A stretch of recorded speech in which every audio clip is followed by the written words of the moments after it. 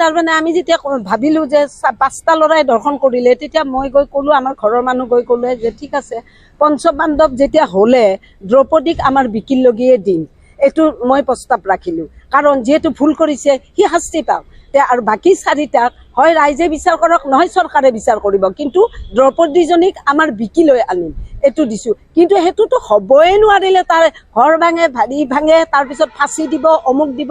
তাৰপিছত এতিয়া যদি চৰকাৰক কেছ দিয়াৰ পিছত আৰু ৰাইজে চৰকাৰখন হাতত লয়, সেইটো আৰু কেনেকৈ হ'ব?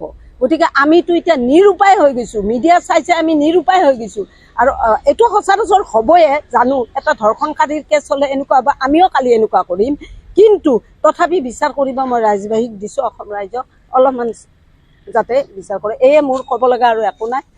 তাৰমানে আমি যেতিয়া ভাবিলো যে 5টা ল'ৰাই দৰ্শন কৰিলে, তেতিয়া মই গৈ ক'লো, আমাৰ ঘৰৰ মানুহ গৈ ক'লে যে ঠিক আছে, পঞ্চপাণ্ডৱ যেতিয়া হ'লে দ্ৰৌপদীক আমাৰ বিকিৰ লগিয়ে দিম, এইটো মই প্ৰস্তাৱ ৰাখিলো। কাৰণ যিহেতু ভুল কৰিছে সি শাস্তি পাওক, আৰু বাকী 4টাক হয় ৰাইজে বিচাৰ কৰক, নহয় চৰকাৰে বিচাৰ কৰিব, কিন্তু দ্ৰৌপদীজনীক আমাৰ বিকি লৈ আনিম, এইটো দিছো। কিন্তু সেইটোতো হ'বই নোৱাৰিলে, তাৰ ঘৰ ভাঙে, ভাৰী ভাঙে, তাৰপিছত ফাঁচি দিব, অমুক দিব। তাৰপিছত এতিয়া যদি চৰকাৰক কেছ দিয়াৰ পিছত আৰু ৰাইজে চৰকাৰখন হাতত লয়, সেইটো আৰু কেনেকৈ হ'ব? গতিকে আমিতো এতিয়া নিৰুপায় হৈ গৈছো, মিডিয়া চাইছে আমি নিৰুপায় হৈ গৈছো। আৰু এইটো সচৰাচৰ হ'বয়ে জানো, এটা ধৰ্ষণকাৰীৰ কেছ হ'লে এনেকুৱা হ'ব, আমিও কালি এনেকুৱা কৰিম।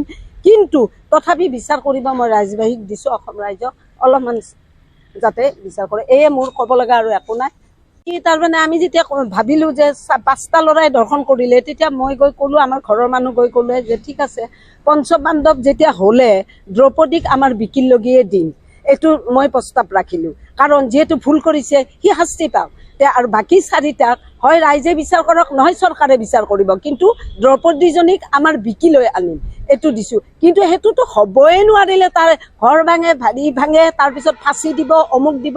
তাৰপিছত এতিয়া যদি চৰকাৰক কেছ দিয়াৰ পিছত আৰু ৰাইজে চৰকাৰখন হাতত লয়, সেইটো আৰু কেনেকৈ হ'ব? গতিকে আমিতো এতিয়া নিৰুপায় হৈ গৈছো, মিডিয়া চাইছে আমি নিৰুপায় হৈ গৈছো। আৰু এইটো সচৰাচৰ হ'বয়ে জানো, এটা ধৰ্ষণকাৰীৰ কেছ হ'লে এনেকুৱা হ'ব, আমিও কালি এনেকুৱা কৰিম। কিন্তু তথাপি বিচাৰ কৰিব মই ৰাইজবাসীক দিছো, অসম ৰাইজক অলপমান যাতে বিচাৰ কৰে, এয়ে মোৰ ক'ব লগা আৰু একো নাই।